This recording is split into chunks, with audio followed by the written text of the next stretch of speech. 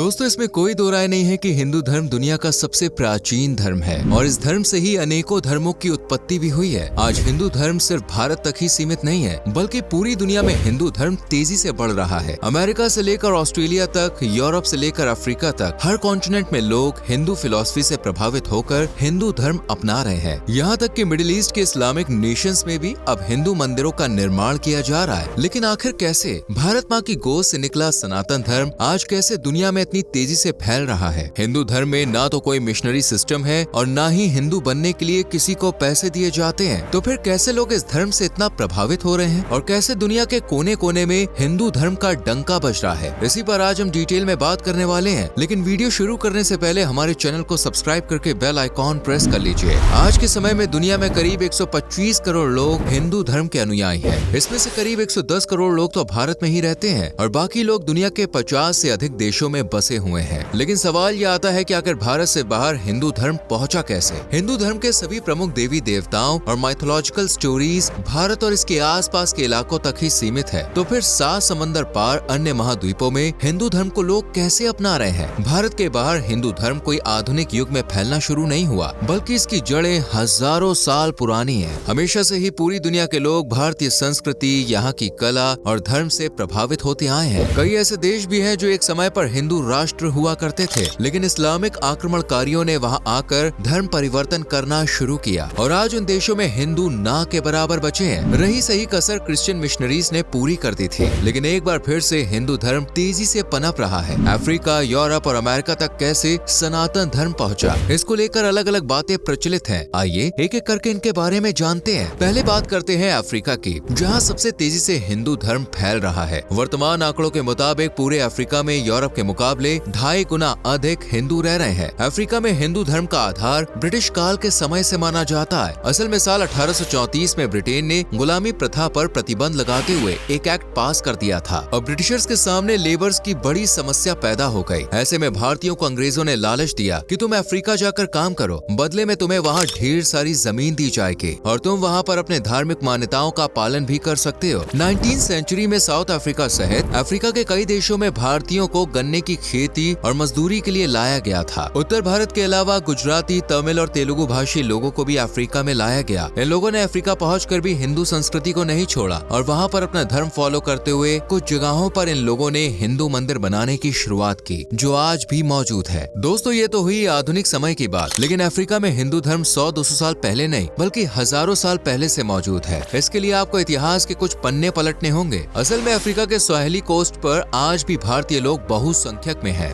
11वीं सेंचुरी में भारत के कुछ ट्रेडर्स यहाँ पर आकर बस गए थे। उन लोगों ने अफ्रीकी महिलाओं से शादी की और उनकी फ्यूचर जनरेशन ने खुद को अफ्रीकन हिंदूज कहना शुरू कर दिया। स्वाहिली लोगों में भारतीय लोगों के डीएनए और जीन्स भी पाए गए हैं, लेकिन समय के साथ यूरोपियंस ने यहाँ की संस्कृति को बदलना शुरू कर दिया। आपको जान के हैरानी होगी कि अफ्रीका के करीब 20 देशों में मामी वाता को पूजा जाता है। ये वहाँ पर एक देवी है जिनके गले में नाग है। गौर करने पर मामी वाता में भगवान शिव की झलक दिखाई देती है। Wonderful Ethiopians of the ancient Cushite empire में लिखा है, इजिप्ट के एक देवता का वाहन बुल है, जो भगवान शिव के वाहन नंदी जैसा ही दिखाई देता है। इस बुक में और भी ऐसी कई थ्योरीज दी गई हैं, जिससे ये स्पष्ट होता है कि ग्रीक और रोमन्स के देवी देवताओं का अवतार भारत के देवी देवताओं, राजा महाराजाओं और ऋषि मुनियों से ही प्रेरित था। इससे पता चलता है कि दुनिया के सभी धर्मों का आधार कहीं न कहीं सनातन धर्म पर ही आधारित है। खैर, अब वापस मॉडर्न टाइम्स पर लौट आते हैं। मॉडर्न समय में घाना में सबसे तेजी से हिंदू धर्म बढ़ रहा है। घाना में स्वामी घानानंदा सरस्वती ने हिंदू धर्म के प्रचार प्रसार की जिम्मेदारी ली है। इन्हें घाना का पहला हिंदू भी कहा जा सकता है। स्वामी घानानंदा सरस्वती का जन्म एक ईसाई परिवार में हुआ था, लेकिन उनके मन में ऐसे कई सवाल थे जिनका ईसाई धर्म में कोई जवाब नहीं था। अपने सवालों का जवाब उन्हें हिंदू फिलॉसफी में मिला और इसके बाद वो एक सत्य की खोज पर निकल पड़े। वो भारत आए, जहाँ पर उन्होंने धर्म गुरु स्वामी कृष्णानंदा से मुलाकात की। वो हिंदू धर्म से इतना प्रभावित हुए कि उन्होंने स्वामी जी से दीक्षा ग्रहण कर ली और वापस घाना जाकर धर्म का प्रचार प्रसार करने लगे। घाना की कैपिटल सिटी अक्रा में उन्होंने अफ्रीकन हिंदू मॉनेस्ट्री की स्थापना की और पहला हिंदू मंदिर भी बनवाया। आज घाना में कई हिंदू मंदिर मौजूद हैं और ये सनातन धर्म का एक हब बन गया है। आज घाना में 2.5 लाख से ज्यादा हिंदू अनुयायी रहते हैं। दिवाली से लेकर दशहरा और दुर्गा पूजा जैसे त्योहार यहाँ धूमधाम से मनाए जाते हैं। दोस्तों, इथियोपिया में भी हिंदू कल्चर लगातार बढ़ रहा है। आपको जान के हैरानी होगी कि यहाँ पर हर कोई रामायण की गाथा से परिचित है। यहाँ के लोग खुद को भगवान राम के पुत्र कुश का वंशज मानते हैं। इसके अलावा और भी कई अफ्रीकी देशों में में हिंदू धर्म फैल रहा है। 19वीं सेंचुरी के अंत में युगांडा से केन्या तक रेलवे लाइन बिछाने के लिए अंग्रेज करीब 40,000 भारतीयों को यहाँ लेकर आए थे। काम पूरा होने के बाद कई भारतीयों ने युगांडा में ही रुकने का फैसला किया और काम धंधा शुरू कर दिया। अगले 60 सालों में भारतीयों ने युगांडा में अपना अलग वर्चस्व स्थापित कर लिया और 1960 तक देश की 90% जीडीपी का कंट्रोल भारतीयों के हाथ में था। लेकिन ये बात यहाँ के जनरल इदी अमीन को पसंद नहीं आई और उन्होंने तुगलकी फरमान जारी करते हुए 90 दिनों के अंदर भारतीयों को देश छोड़ने का आदेश दे दिया। इस फरमान के बाद लगभग 80,000 भारतीय युगांडा से वापस हिंदुस्तान लौटे। युगांडा के लोगों को लग रहा था कि वो भारतीयों के व्यापार और प्रॉपर्टी पर कब्जा कर लेंगे, लेकिन भारतीयों जैसा दिमाग उनके पास नहीं था और उन्हें बिजनेस संभालना नहीं आया। धीरे धीरे युगांडा की पूरी इकोनॉमी कोलैप्स हो गई। अफ्रीका में ही मॉरिशस नाम का एक देश है जहाँ पर आज भी 50% से ज्यादा हिंदू रहते हैं। बंधुआ मजदूरी के लिए ब्रिटिशर्स भारतीयों को यहाँ लेकर आए थे और इस तरह मॉरिशस में हिंदू धर्म की नींव रखी गई थी। केन्या में तो हर साल भगवान जगन्नाथ की यात्रा भी निकाली जाती है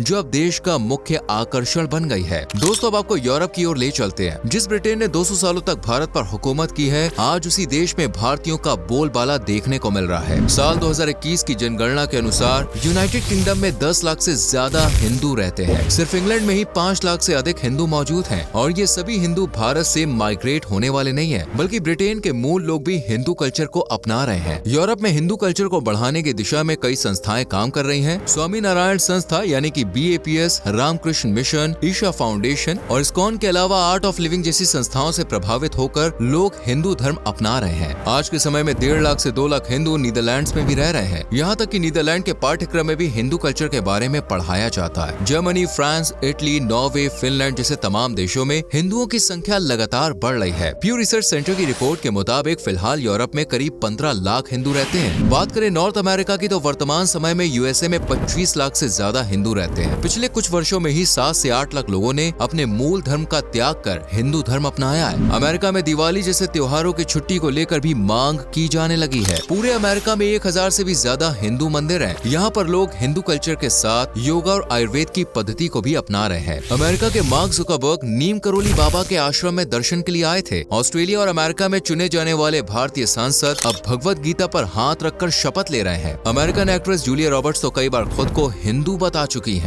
ऑस्ट्रेलिया में तो कुछ नए हिंदू गांव भी बन गए हैं। न्यू गोकुल नाम का एक गांव अमेरिका में बसाया गया है जो पूरी तरह से हिंदू संस्कृति पर आधारित है। इन गांव में आकर ऐसा लगेगा मानो आप मथुरा और वृंदावन में आ गए हो। यहाँ पर दिन रात भगवान कृष्ण की आरती और उनका गुणगान होता है। रोजाना गीता का पाठ होता है और गौशाला में लोग गौमाता की सेवा भी करते हैं। ऑस्ट्रेलिया में साल 1965 में श्रीला प्रभुपदा स्वामी ने इस्कॉन और हिंदू धर्म की नींव रखी थी और अब तक हजारों लोग ऑस्ट्रेलिया में हिंदू धर्म अपना चुके हैं। आपको जान के हैरानी होगी कि जापान में भी हिंदू धर्म मौजूद है। यहाँ पर शिव जी, गणेश जी और माँ लक्ष्मी की पूजा की जाती है। सबसे अधिक हैरानी की बात तो ये है कि इस्लामिक नेशंस में भी अब हिंदू धर्म फैल रहा है। UAE के दुबई शहर में विशाल हिंदू मंदिर बना हुआ है और अब अबू धाबी में एक नया हिंदू मंदिर का निर्माण जारी है। इस मंदिर की नींव भारत के प्रधानमंत्री नरेंद्र मोदी ने ही रखी थी। ओमान देश में फिलहाल 2.5 लाख से ज्यादा हिंदू हैं और देश में 2 भव्य हिंदू मंदिर बने हुए हैं जो भगवान शिव और भगवान श्री कृष्ण को समर्पित है। लेबनान, मलेशिया, बहरीन में भी हिंदू मंदिरों की नींव रखी जा चुकी है। कजाकिस्तान के अलमाटी रीजन में तो एक हिंदू सिटी बनाई जा रही है जो पूरी तरह से वृंदावन शहर की तरह दिखाई देगी। उज्बेकिस्तान के तशकैंत सिटी में भी हिंदू मंदिर है जहाँ रोजाना लोग भक्ति भाव से हिंदू देवी देवताओं का गुणगान और पूजा पाठ करते हैं। न्यूजीलैंड के तो प्रधानमंत्री खुद ही बहुत बड़े कृष्ण भक्त हैं। दोस्तों, रशिया में जब से यूक्रेन के साथ वॉर शुरू हुई है, बड़ी संख्या में लोगों ने हिंदू धर्म को अपनाया है। यहाँ तक कि कई लोग तो रूस छोड़कर भारत में आकर भी बस गए हैं। पूरे रूस में 120 से अधिक इस्कॉन केंद्र बने हुए हैं और हिंदुओं की संख्या 25 लाख से अधिक पहुंच चुकी है। आज तक न जाने कितने ही लोगों ने हिंदू धर्म को समाप्त करने की कोशिश की, लेकिन कोई भी इस नापाक मंसूबे में कामयाब नहीं हो पाया है। हजारों सालों तक भारत में इस्लामिक आक्रमणकारियों ने हमले किए, लेकिन आज भी भारत में 80% आबादी हिंदुओं की है। हिंदू धर्म को यूं ही सनातन धर्म नहीं कहा जाता। सनातन का अर्थ होता है जिसका ना तो आदि है ना कोई अंत, और यही वजह है कि दुनिया भर की प्राचीन संस्कृतियों में हिंदू धर्म के ट्रेसेस देखने को मिलते हैं। अगर आप एक हिंदू हैं तो ये वीडियो देखकर यकीनन अपने धर्म पर आपको और भी ज्यादा गर्व महसूस हो रहा होगा। अगर आपको हमारी आज की वीडियो अच्छी लगी हो तो वीडियो को लाइक करें और ज्यादा से ज्यादा लोगों के साथ वीडियो शेयर करें, जिससे सभी लोगों को सनातन धर्म की ये खूबसूरत बातें पता चल सकें। आज के लिए इतना ही। आपसे फिर मुलाकात होगी एक नई वीडियो और ढेर सारी इंटरेस्टिंग इन्फॉर्मेशन के साथ।